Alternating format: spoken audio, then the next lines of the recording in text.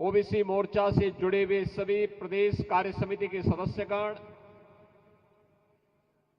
क्षेत्र और जनपद स्तर पर कार्य करने वाले सभी उपस्थित बहनों और भाइयों, आज प्रदेश की राजधानी लखनऊ में आप सबने अपनी प्रदेश कार्य समिति का यह आयोजन किया है। मैं इसके लिए प्रदेश सरकार की ओर से प्रदेश भर से आए हुए आप सभी कार्यकर्ताओं का हृदय से स्वागत करता हूं। बहनों और भाइयों, आप सब समाज के उस तबके से संबंधित हैं, उन्हें प्रतिनिधित्व देते हैं जिनकी अपेक्षा है, जिनकी आकांक्षा है और जिनके मन में समाज जीवन और राष्ट्र जीवन के साथ आगे बढ़ने का एक जज्बा है।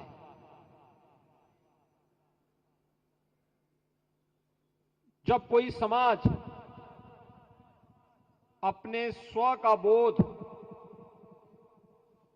खोता है तो उसके सामने पहचान का एक संकट खड़ा होता है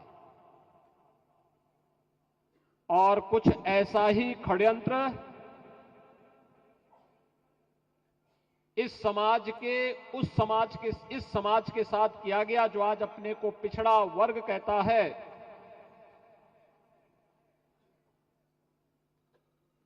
उस समाज के साथ जो अपने बल से, अपने बुद्धि से, अपने पौरुष से भारत को भारत बनाने, भारत को सोने की चिड़िया बनाने, भारत को समृद्धि के नई ऊंचाइयों तक पहुंचाने का जज्बा रखता था, जब एक साजिश के तहत उसे आपस में ही लड़ा करके उसके सामने उसके सत्व के बोध को समाप्त करवा दिया गया, तो एक पहचान का संकट न केवल इस समाज के सामने बल्कि पूरे देश के सामने आ गया था। और यही कारण है, वे ताकतें जानती थी कि अगर ये समाज ऐसे ही पराक्रमी रहा, ऐसे ही पौरुष से भरपूर रहा, तो दुनिया की कोई ताकत, दुनिया का कोई आक्रांता भारत का बाल बांका नहीं कर पाएगा। और इसके लिए उन्होंने साजिश रची, आपस में लड़ाने की साजिश रची, आपस में ही एक दूसरे को भिड़ाने की साजिश रची, और परिणाम हम सबके सामने है। जो कार्य कभी विदेशी आक्रांता करते थे, आज वही कार्य तो इस देश के अंदर छद्म सेकुलरिज्म के नाम पर आने वाले राजनीतिक दलों ने किया है। यही कार्य तो किया है, वही तो कर रहे हैं, उनके द्वारा यही तो कराया गया।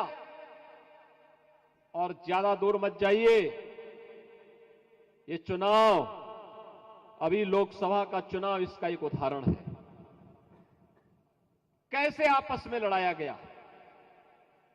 कैसे आपस में एक दूसरी जातियों को लड़ा करके अस्तित्व का एक संकट खड़ा करने का प्रयास किया गया। और फिर कौन नहीं जानता आप में से, ये समाज अगर अपने पौरुष और पराक्रम के लिए जाना जाता था तो भारत की परंपरा और भारत की संस्कृति के प्रति उतनी ही अटूट आस्था के लिए भी जाना जाता था।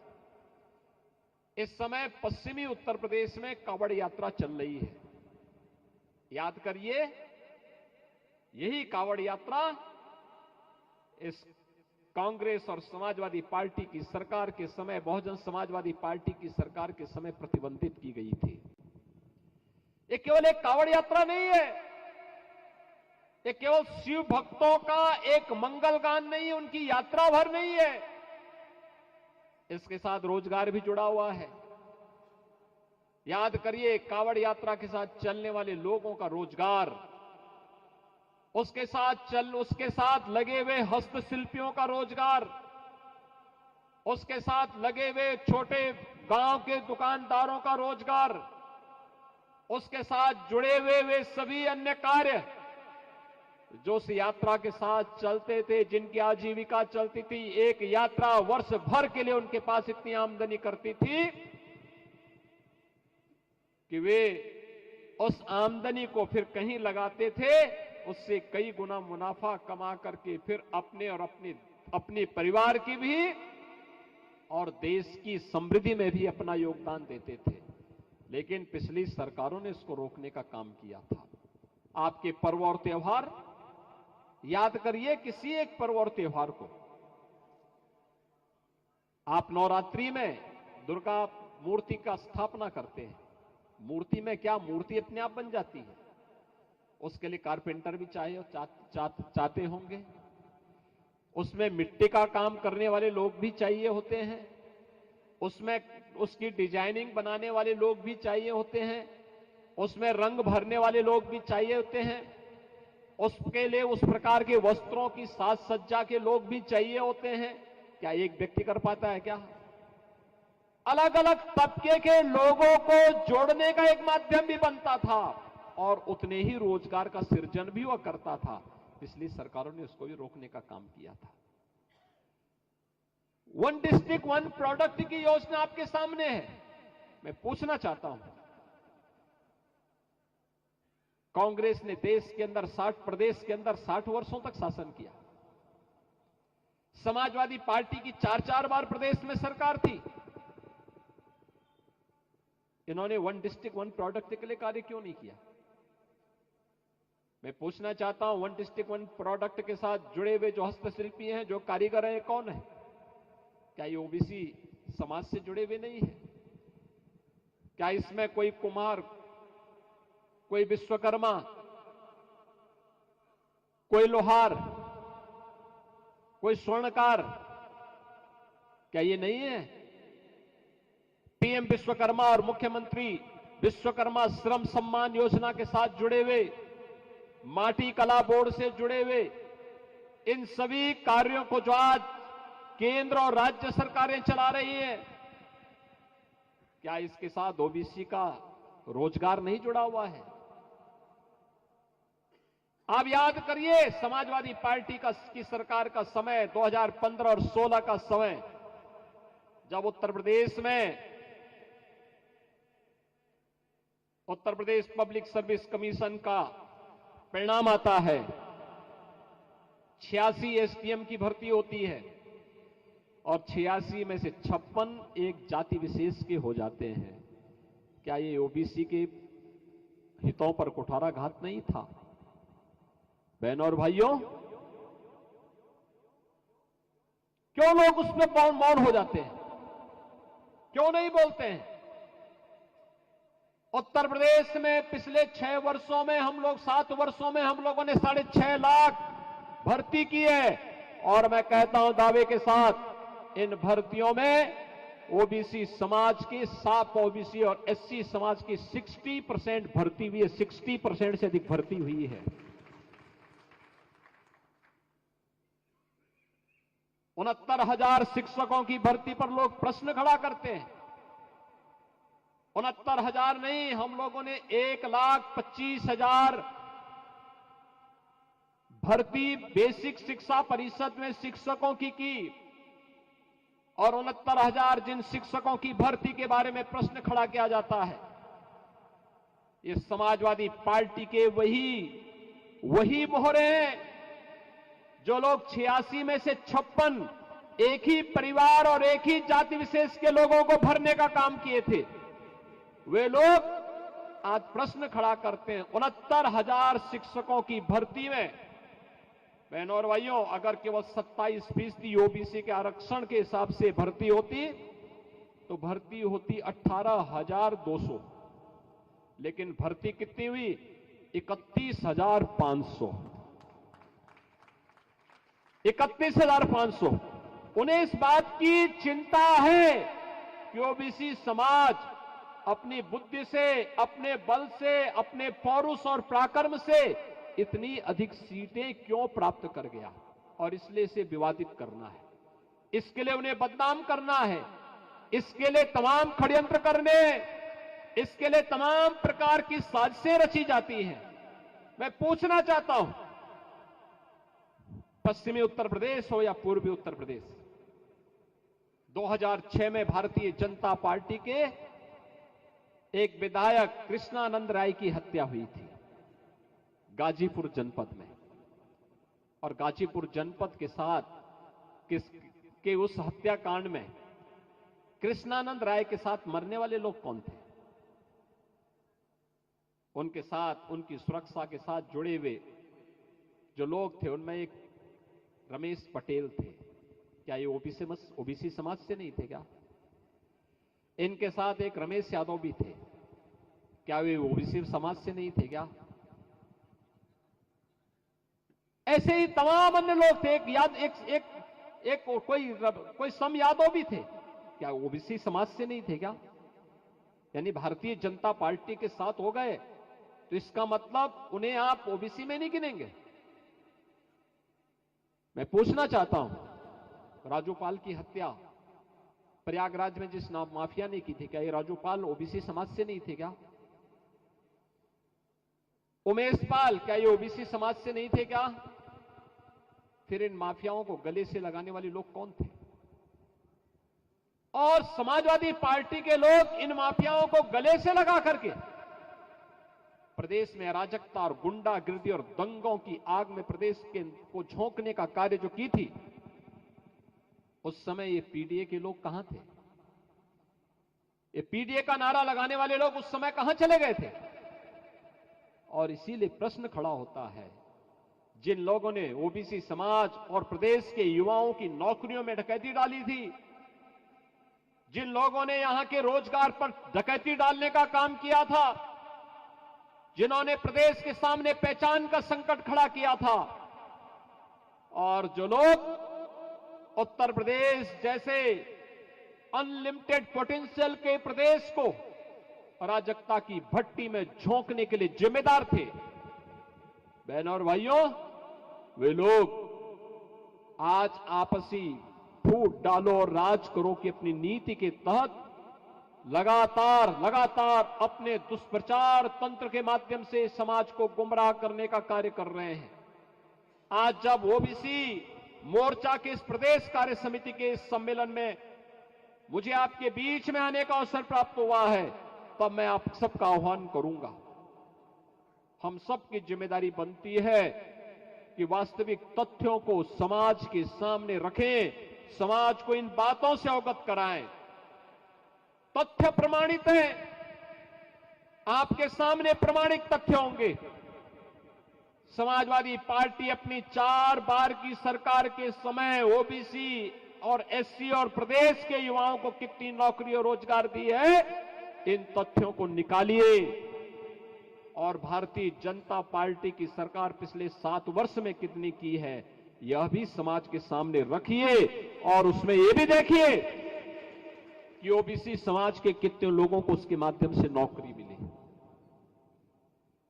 यह भी बताए जाने की आवश्यकता है। उन्होंने कितने लोगों के रोजगार को छीना, और भारतीय जनता पार्टी की सरकार ने कितने लोगों के रोजगार को उपलब्ध कराया है, यह भी जनता के सामने आना चाहिए।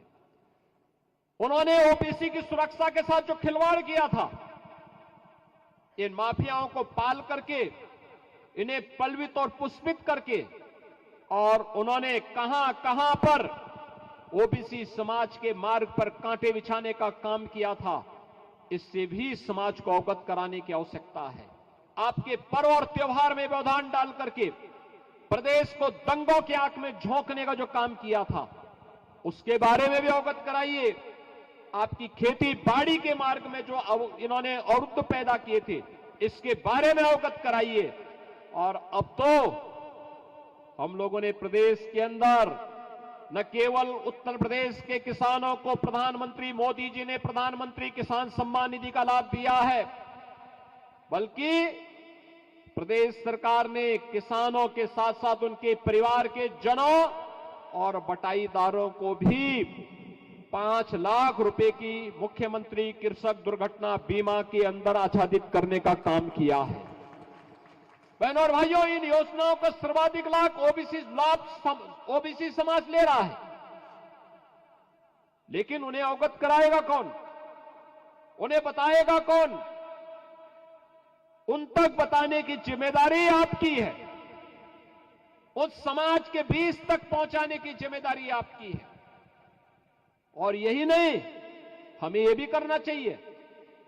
आप समाजवादी पार्टी के समय ओबीसी के कितने छात्रों को स्कॉलरशिप मिलती थी, और इस समय नरेंद्र कश्यप ही हमारे इस विभाग के मंत्री हैं, ये अपने आंकड़े भी प्रस्तुत करें और बताएं कि 2475 रुपए हमने 2475 करोड़ रुपए केवल और केवल ओबीसी वर्ग के छात्रों के लिए आज स्कॉलरशिप के लिए हमारी सरकार ने दिया है, जबकि समाजवादी पार्टी की सरकार इसकी आधी पैसा भी नहीं देती थी, आधे छात्रों को भी स्कॉलरशिप नहीं देती थी। और इसीलिए आज आपसे मैं कहने के लिए आया हूं, आप में इस समाज में बजरंगबली की ताकत छुपी हुई है, बस उस ताकत को उजागर किए जाने की आवश्यकता है, उस ताकत को उजागर किए जाने की आवश्यकता है। रावण की लंका को जलाने में और उसको दहन करने में बहुत देर नहीं लगेगी। ये जो रावण आज गुमराह करके समाज को आपस में ही लड़ाने का काम कर रहा है, याद रखना, हमारा ओबीसी समाज मजबूत हो यह महत्वपूर्ण है, लेकिन हमें सर्व समाज के साथ बेहतर समन्वय करके देश विरोधी और समाज विरोधी गतिविधियों में लिप्त तत्वों को बेनकाब करते हुए प्रधानमंत्री मोदी जी के नेतृत्व और मार्गदर्शन में विकसित भारत की परिकल्पना को साकार करने के लिए प्राणपण से जुटना है। यही तो छत्रपति शिवाजी महाराज का आह्वान था, यही उनका आह्वान था। ये समाज विभाजित था, अयोध्या में राम मंदिर अपवित्र हुआ। ये समाज विभाजित था, मथुरा में भगवान श्री कृष्ण का जन्मभूमि का मंदिर अपवित्र हुआ। ये समाज विभाजित था, हमारे देवादिदेव महादेव भोलेनाथ भगवान विश्वनाथ का मंदिर अपवित्र हुआ।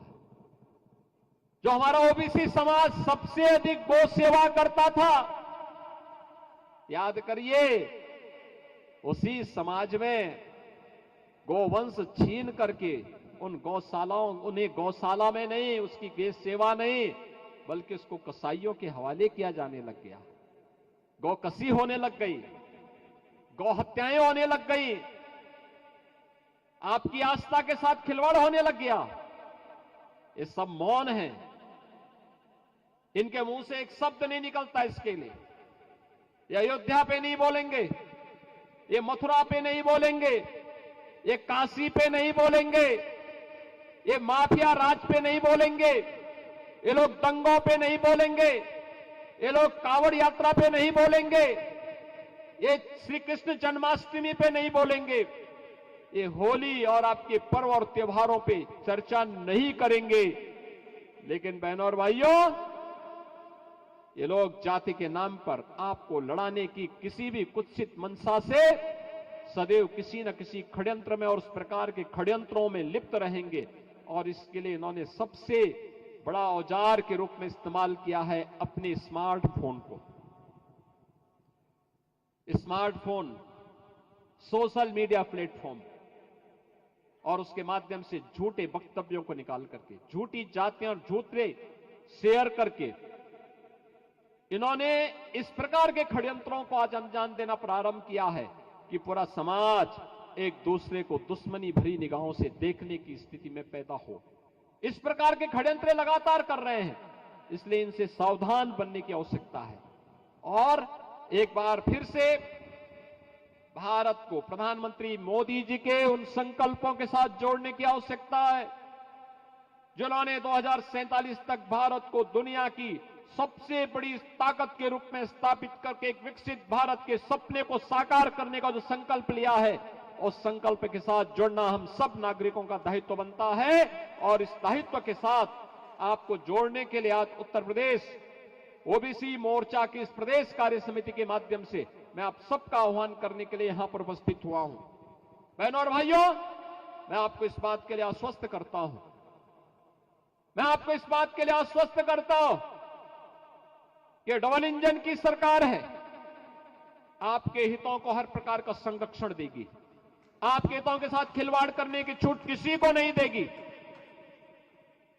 हम हर हाल में, हर स्थिति में आपकी आस्था के साथ, आपकी परंपरा के साथ, आपके पूर्वजों के साथ, आपके व्यापार के साथ, आपके रोजगार के साथ, आपकी आस्था के साथ किसी को भी खिलवाड़ करने की छूट नहीं देंगे, किसी को भी छूट नहीं देंगे। आधी आबादी, बेटी और बहनों की सुरक्षा के साथ किसी को खिलवाड़ करने की छूट नहीं देंगे। लेकिन हमें भी अपनी ताकत का एहसास होना चाहिए और ये ताकत हमारी है एकजुटता का, एकता का एहसास। और उस एकता के एहसास के माध्यम से हम अपनी ताकत के माध्यम से, अपने पौरुष और अपने पुरुषार्थ के माध्यम से अपने आप को साबित करके भारत को एक बार फिर से विकसित भारत की परिकल्पना के लिए विश्व गुरु के रूप में स्थापित करने के इन संकल्पों के साथ जुड़ करके हम कार्य करेंगे तो इसमें न केवल ओबीसी समाज की बल्कि सर्व समाज की, और सर्व समाज के माध्यम से भारत के साथ साथ विश्व मानवता के कल्याण का मार्ग इसके साथ जुड़ा हुआ है। मैं एक बार फिर से इस पूरे कार्यक्रम के लिए प्रदेश सरकार के मंत्री और ओबीसी मोर्चा के प्रदेश के अध्यक्ष श्री नरेंद्र कश्यप जी का, प्रभारी श्री राम प्रताप सिंह चौहान जी का, ओबीसी मोर्चा के अपने प्रदेश के सभी पदाधिकारियों का और राष्ट्रीय महामंत्री श्री संगम लाल गुप्ता जी समेत आप सबका हृदय से धन्यवाद देते हुए प्रदेश कार्य समिति की यह बैठक आप लोगों ने लखनऊ में की और विधानसभा सत्र के दौरान पहले ही दिन कर दी, क्योंकि हम लोगों को आज समय था, बिजनेस विधानसभा का 4 बजे के पहले संपन्न हो जाना था और इसीलिए मैंने आग्रह किया था कि मैं 4 बजे आ पाऊंगा, क्योंकि विधानसभा में रहूंगा, मैं वहां से सीधे आपके यहां आ जाऊंगा। और उन्होंने इस आग्रह को स्वीकार किया। मैं आप सबके इस कार्यक्रम के प्रति अपनी शुभकामनाएं देता हूं, आपसे आग्रह करता हूं कि आप लोग प्रदेश के सभी जनपदों से आए हैं, अपने जनपदों में समाज को जागरूक करने, शासन की योजनाओं को पहुंचाने, समाज से जुड़े हुए तबकों को सही तथ्यों से अवगत कराने, विरोधियों के कारनामों से समाज को अवगत कराने का कार्य भी करेंगे और समाज की एकजुटता के लिए कार्य करेंगे।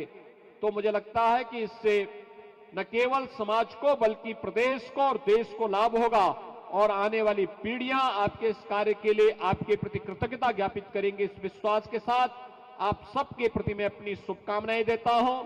सावन मास में देवादिदेव महादेव की कृपा आप सब पर बनी रहे, इस विश्वास के साथ आप सबके प्रति अपनी शुभकामनाएं देते हुए वाणी को विराम देता हूं। धन्यवाद। जय हिंद।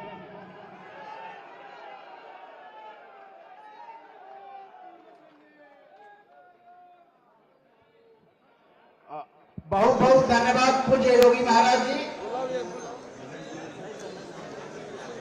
हमारी कार्य समिति समापन के तरफ बढ़ चुकी है। अब मैं आभार व्यक्त करने के लिए, धन्यवाद व्यक्त करने के लिए अपने प्रदेश के यशस्वी प्रदेश अध्यक्ष और उत्तर प्रदेश सरकार में माननीय मंत्री श्रीमान नरेंद्र कश्यप जी को आमंत्रित करता हूं। श्रीमान नरेंद्र कश्यप जी। योगी जिंदाबाद जिंदाबाद। भारत माता की, भारत माता की, भारत माता की। वंदे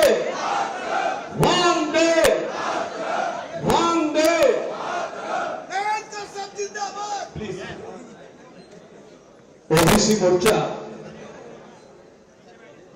उत्तर प्रदेश की कार्य समिति के समापन सत्र में हम सबके मध्य आज की कार्य समिति के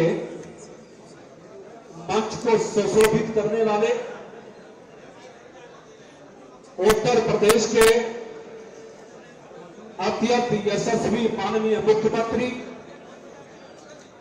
आदरणीय श्री महाराज श्री केशव प्रसाद मौर्य जी, हमारे प्रदेश के प्रभारी और भारतीय जनता पार्टी के प्रदेश के महामंत्री आदरणीय श्री राम प्रताप सिंह चौहान जी, राष्ट्रीय महामंत्री आदरणीय श्री संगमलाल गुप्ता जी, हमारे ओबीसी मोर्चे के प्रदेश के महामंत्री आदरणीय श्री विनोद यादव जी, श्री रामचंद्र प्रधान जी, श्री संजय भाई पटेल जी, हमारे प्रदेश के उपाध्यक्ष श्री परमेंद्र जांगड़ा जी, ओबीसी मोर्चे की प्रदेश कार्य समिति में उपस्थित हुए सभी प्रदेश कमेटी के पदाधिकारीगण, प्रदेश कार्य समिति के सदस्यगण, क्षेत्रीय कमेटी के पदाधिकारी, हमारे जिले के अध्यक्ष, जिले के महामंत्रीगण और मोर्चे के सभी ज्येष्ठ और श्रेष्ठ कार्यकर्ता, हम सब लोगों ने आज प्रातः काल से सायंकाल तक 2 सत्रों में भारतीय जनता पार्टी के प्रदेश संगठन के मुखिया, आज प्रदेश के अध्यक्ष आदरणीय चौधरी भूपेंद्र सिंह जी, हमारी प्रदेश सरकार के मंत्री आदरणीय सत्यदेव जी सहित अन्य पार्टी के महान नेताओं के विचार प्रथम सत्र में सुने।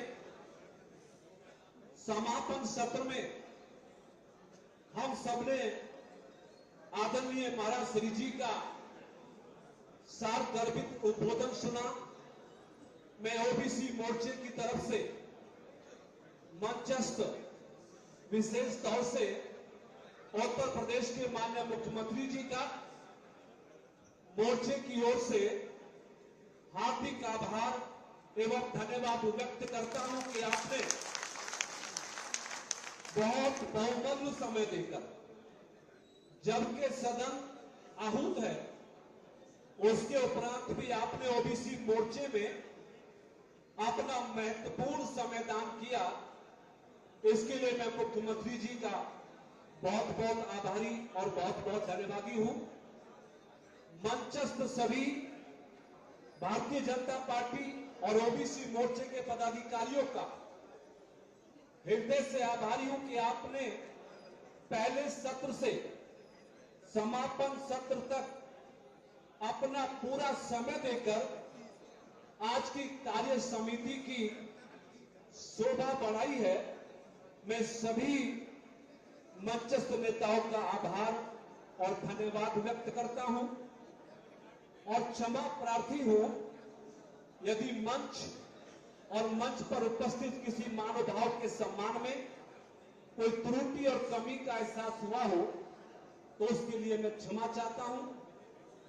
मंच के सम्मुख ओबीसी मोर्चे के सभी पदाधिकारी जो प्रातःकाल 9:30 बजे से नियमित रूप से रजिस्ट्रेशन, भोजन और दोनों सत्रों में आप सबने अपना पूरा समय देकर भारतीय जनता पार्टी संगठन के नेताओं और सरकार के वरिष्ठ नेताओं का विचार उद्बोधन सुना।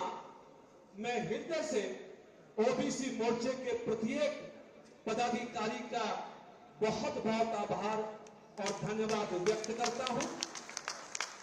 आज के इस आयोजन में सहयोग करने वाले हमारे अनेकों पदाधिकारी, अनेकों कार्यकर्ता, जो कई दिनों से प्रदेश कार्य समिति के संचालन में अपनी महती भूमिका जिन्होंने निर्वाह की है, ऐसे सभी ओबीसी मोर्चे के पदाधिकारी श्रीमती संगीता जायसवाल जी, श्रीमती आरती वर्मा जी, श्रीमती अर्चना साहू जी, श्रीमती सुनीता राजपूत जी, श्रीमती विमलेश वर्मा जी, श्रीमती ज्योति सोनी जी, श्रीमती रमा यादव जी, इन सब बहनों का मैं इस मंच से बहुत बहुत आभार और धन्यवाद व्यक्त करता हूं।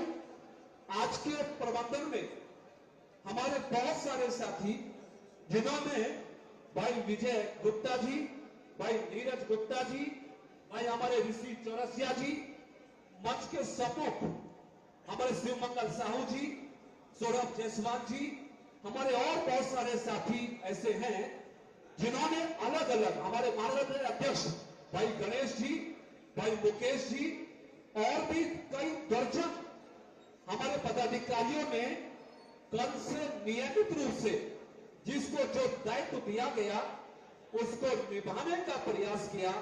हृदय से मैं आप सबका बहुत बहुत आभार और धन्यवाद व्यक्त करता हूं। इस कार्य समिति का संयोजन कुशलता के साथ संपन्न कराने में अपनी महती भूमिका निभाने वाले भाई विनोद यादव जी का, हमारे प्रदेश के महामंत्री, हमारे मोर्चे के प्रभारी आदरणीय राम प्रताप सिंह चौहान जी जो लगातार हमारा मार्गदर्शन करते हैं, हृदय से मैं आपका बहुत आभारी हूं। भाई संगमलाल गुप्ता जी, हमारे राष्ट्रीय महामंत्री जी, बराबर समय दिया, आपका आभारी हूं। रामचंद्र प्रधान जी, भाई संजय जी, भाई चांदा जी, मैं आप सबका बहुत बहुत आभार और धन्यवाद व्यक्त करता हूं। आग्रह करना चाहता हूं अपनी वाणी को विराम देते हुए, आज माननीय मुख्यमंत्री जी, दोनों उप मुख्यमंत्री, प्रदेशाध्यक्ष और तमाम पार्टी के बड़े नेताओं के सार गर्भित विचार उद्बोधन हम सब ने सुने हैं। मेरा आपसे विनम्र आग्रह है, क्योंकि ओबीसी मोर्चा एक बहुत बड़ा ओबीसी समाज का समृद्ध परिवार है, संगठित परिवार है, और माननीय मुख्यमंत्री जी ने बहुत ही प्रभावी शब्दों में हम सबसे अपेक्षा की है कि केंद्र और प्रदेश की सरकार की उपलब्धियों को ओबीसी समाज के मध्य ले जाने के लिए सपा और कांग्रेस जैसे षड्यंत्रकारी पार्टियों के किसी भी षड्यंत्र से समाज को बचाने के लिए हम सबको मिलकर काम करना होगा। भारतीय जनता पार्टी की अपेक्षा है, माननीय मुख्यमंत्री जी की अपेक्षा है कि जिस प्रकार से 2017 के विधानसभा के चुनाव में ओबीसी समाज ने सामूहिक रूप से अपने नेतृत्व विचार पे भरोसा करते हुए भारतीय जनता पार्टी को प्रचंड बहुमत की सरकार बनाने में अपना योगदान दिया, वैसी परिस्थितियां, वैसा कार्य, वैसी मेहनत कर्मठता हम सब लोग अपने अपने समाज, अपने अपने मोर्चे के माध्यम से लगाएंगे और 2017 के परिणाम, 2027 के परिणाम को 2017 से बेहतर लाने का काम करेंगे।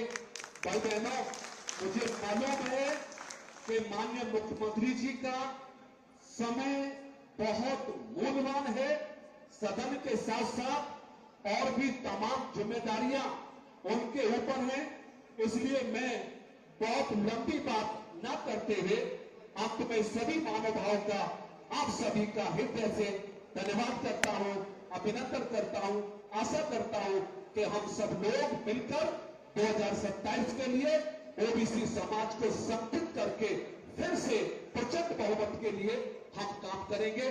सबका बहुत बहुत धन्यवाद, बहुत बहुत आभार और उम्मीद करता हूं कि आप सबका आशीर्वाद, आप सबका समर्थन हमें भविष्य में मिले, ताकि ओबीसी मोर्चा भारतीय जनता पार्टी के लिए सशक्त और मजबूत होकर अपनी जिम्मेदारी का निर्वाह कर सके।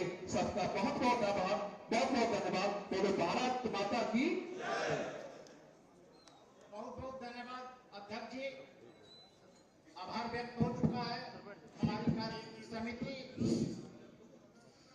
आप लोग मुझे बताइए, प्रधानमंत्री जी ने एक आह्वान किया है,